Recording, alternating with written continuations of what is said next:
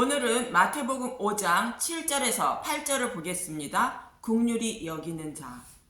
율법을 통하여 죄인임을 깨달아 내 자신이 지옥에 떨어지는 자이며 그 지옥에서 벗어나지 못하는 자임을 알고 마음으로 오는 자가 심령이 가난하고 애통하는 자이며 그런 죄인인 나를 구원하시기 위하여 오신다는 약속의 말씀을 붙잡고 그 하나님 말씀에 순종하며 살면서 메시아 오심을 간절히 소망하며 그분을 목말라 기다리는 자가 온유한 자이며 의에 줄이고 목마른 자라 말씀하고 있습니다.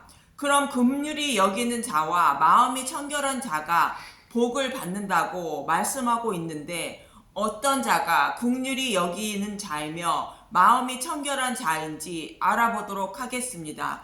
본문 7절을 보면 마태복음 5장 7절 긍휼히 여기는 자는 복이 있나니 그들이 긍휼히 여김을 받을 것이며 이웃을 긍휼히 여기는 자가 긍휼히 여김을 받아 구원의 복을 받는다고 말합니다. 그렇다면 로마서에서 사도 바울의 말한 것과 다르다는 것일까? 로마서 9장 15절 모세에게 이르시되 내가 긍휼히 여길 자를 긍휼히 여기고 불쌍히 여길 자를 불쌍히 여기리라 하셨으니 로마서 9장 16절 그런즉 원하는 자로 말미암음도 아니요 다른 박질 하는 자로 말미암음도 아니요 오직 긍휼히 여기시는 하나님으로 말미암음이니라. 하나님이 불쌍히 여겨주셔서 구원해 주시는 것은 내가 원하거나 노력해서 되는 것이 아니라 하나님이 택하신 백성만 불쌍히 여겨주셔서 구원해 주신다는 것입니다. 마태복음 본문도 이와 동일한 말씀을 하고 있는 것으로 말씀을 다 듣고 나면 이해를 하실 것입니다. 그럼 긍휼이라는 뜻이 무엇인가? 사전에서 찾아보았더니 불쌍하고 가엾게 여겨서 도와주는 것을 말한다고 말합니다. 그럼 예수님을 믿는 우리도 불쌍하고 가엾은 사람을 찾아 도와줘야 하나님이 나를 불쌍히 여겨주시고 구원해 주시는 것일까? 성경에서 긍휼에 대하여 잘 설명하고 있는 것이 호세아서입니다. 하나님의 백성인 이스라엘 백성이 자신을 구원하신 하나님을 버리고 자신이 사랑하는 사람을 따라갔다고 말합니다. 호세아서 2장 13절 그가 귀고리와 폐물로 장식하고 그가 사랑하는 자를 따라가서 나를 잊어버리고 향을 살라 바알들을 섬긴 시일대로 내가 그에게 벌을 주리라 여호와의 말씀이니라. 이스라엘 백성이 구원의 은혜를 잊어버리고 우상을 섬기고 있다고 말합니다. 그런데 그들은 우상을 섬기고 있는지도 모르고 우상과 함께 살아가고 있다는 것입니다. 그런 자들은 당연히 심판을 받아 마땅하다는 것입니다. 그런데 하나님은 그들을 불쌍히 여겨주셔서 구원해 주신다는 것입니다. 마치 호세아 선지자를 통하여 창녀인 고멜을 값을 주고 사서 아내로 삼아 살아가는 것처럼 그렇게 구원해 주신다는 것입니다. 호세아 2장 14절에서 20절을 보면 호세아 2장 14절 백성을 향한 여호와의 사랑 그러므로 보라 내가 그를 타일러 거친 들로 데리고 가서 말로 위로하고 호세아서 2장 15절 거기서 비로소 그의 포도원을 그에게 주고 아골 골짜기로 소망의 문을 삼아 주리니 그가 거기서 응대하기를 어렸을 때와 애굽 땅에서 올라오던 날과 같이 하리라. 아골 골짜기는 사망의 골짜기로 우상을 섬기며 살아가는 애굽이며 이 세상을 말하는 것으로 그들에게 소망을 주시겠다는 것입니다.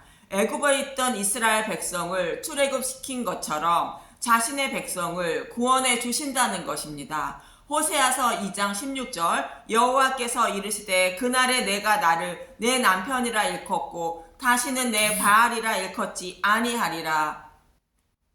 호세아서 2장 17절 내가 바알들의 이름을 그의 입에서 제거하여 다시는 그의 이름을 기억하여 부르는 일이 없게 하리라. 이스라엘 백성은 구원의 은혜를 잊고 바알을 따랐지만 그 날에는 구원의 은혜를 잊지 않고 바알을 따르지 않게 하신다는 것입니다. 다시는 우상을 섬기지 않고 하나님만 사랑하게 만들어 주신다는 것입니다.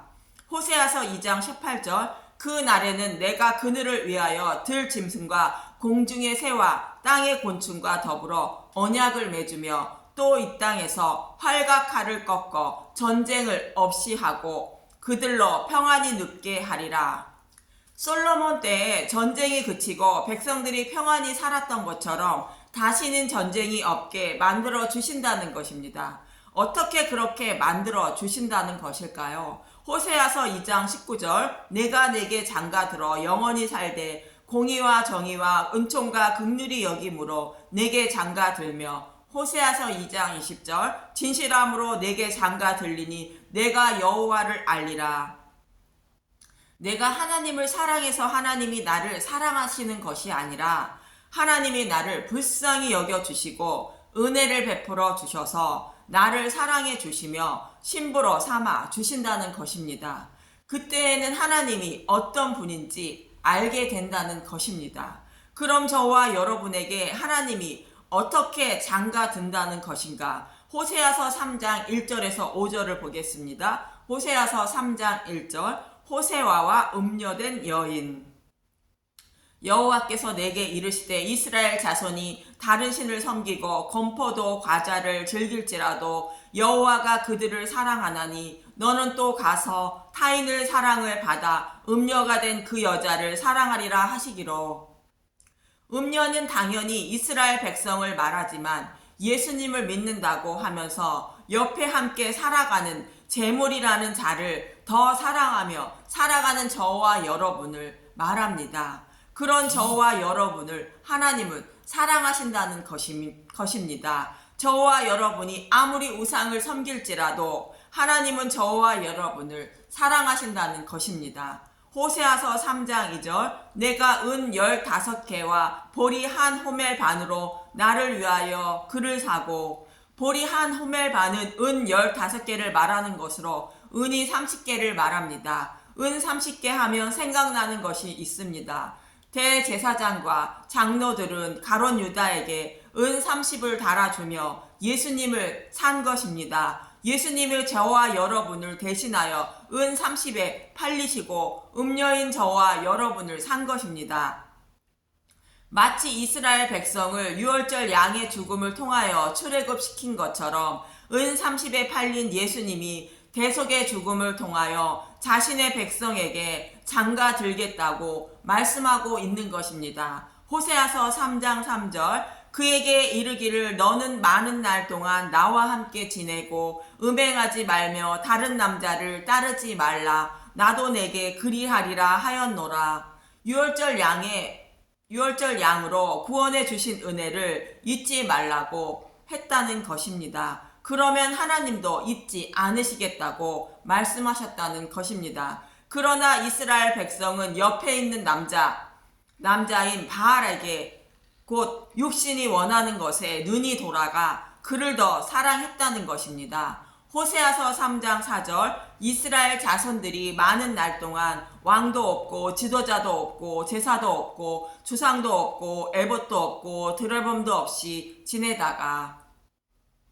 그래서 하나님은 이스라엘 백성에게 고난을 주시기 위하여 포로에게 끌려가게 함으로 자신들이 섬기고 싶은 것들을 섬기지 못하게 된다는 것으로 예수님의 초림의 전까지의 모습을 말하고 있습니다. 호세아서 3장 5절 그 후에 이스라엘 자손이 돌아와서 그들의 하나님 여호와와 그들의 왕 다윗을 찾고 마지막 날에는 여호와를 경외함으로 여호와와 그의 은총으로 나아가리라. 다윗 왕은 이미 죽고 없는 상태인데 다윗 왕을 찾는다고 말합니다. 이 말씀은 다윗에게 하신 약속대로 다윗의 후손으로 오신 예수님이 창녀 고멜과 같은 저와 여러분을 자신의 피로 값을 주고 사셔서 장가든다는 것입니다. 그러면 그때 여호와의 은혜와 사랑을 알게 된다는 것입니다. 이렇게 예수님은 죽으시고 부활 승천하셔서 성령님으로 저와 여러분에게 찾아오셔서 장가들게 되는 것입니다. 성령님이 오시면 죄에 대하여 의에 대하여 심판에 대하여 잘 가르쳐 주심으로 십자가의 은혜를 알고 그 은혜 앞에 머리를 숙이고 주의 이름을 부르며 신랑인 예수님을 따르게 되는 것입니다. 그렇다면 저와 여러분은 창녀 고멜과 같은 사람인데 이스라엘 백성을 출애굽시킨 것처럼 예수님이 나를 찾아오셔서 자신의 신부로 삼아주셔서 구원해 주신다는 것으로 구원받지 못할 처지에 있는 나를 예수님이 불쌍하고 가엾게 여겨주셔서 구원해 주신다는 것으로 예수님으로부터 긍휼을 입게 되는 것입니다. 이처럼 하나님의 긍휼을 입어 구원을 받았다는 것을 아는 자에게 자연스럽게 흘러나오는 것이 이웃을 긍휼히 여기는 마음으로 이웃을 사랑하는 마음인 것입니다. 그래서 이웃을 긍휼히 여기며 사는 자가 되는 것입니다. 이렇게 긍휼히 여기는 자는 이미 긍휼을 받았지만 하나님의 심판에서 긍휼히 여김을 받아 구원의 복을 받게 된다는 뜻입니다. 다시 말씀드리면 심령이 가난하고 애통하고 온유하고 하나님 나라에 간절히 소망하고 기다리는 자는 하나님의 긍휼을 입어 구원받은 자임을 알게 되고 그 긍휼이 자연스럽게 이웃에게 흘러넘치게 된다는 것입니다. 이런 자들이 복을 받게 된다는 것으로 긍휼히 여기는 자는 복이 있나니 긍휼히 여김을 받을 것이요 라는 말씀입니다. 본문 8절에 마음이 청결한 자는 복이 있나니 그들이 하나님을 볼 것이며, 마음이 청결하다는 것은 하나님 보시기에 맑고 깨끗하다는 것으로 다른 마음을 품지 않고 하나님만 바라보는 마음을 말하는데 사람의 마음이 청결할 수가 있을까요?